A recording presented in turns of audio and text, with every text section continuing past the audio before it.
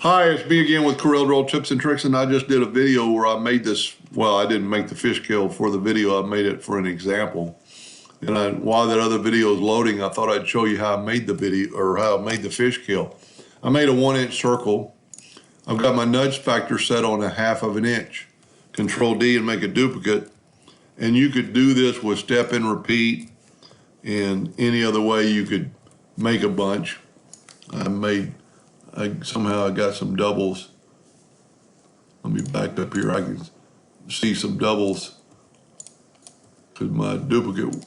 Now we're going to Control D and make a duplicate and move them down. Sometimes if you have an older computer like mine is, it'll quit duplifying.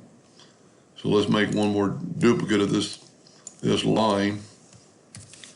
Make it a little bit bigger. Now take all this, select it, and go right here to simplify.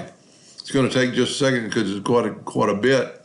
Now we're going to rotate this, kind of make it look like the fish kill direction.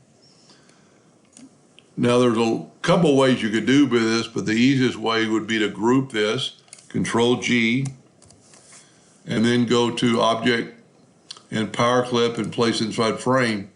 And now you have a fish kill in any shape that you could. If your fish scales aren't big enough, you can always make the whole thing bigger and make a bigger circle or whatever shape you want. Let's actually add a little bling to this.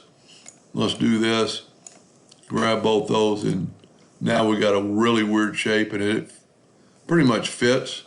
Go to Object, PowerClip, place inside frame, and there you go. I hope that helped a little bit, and thank you for watching.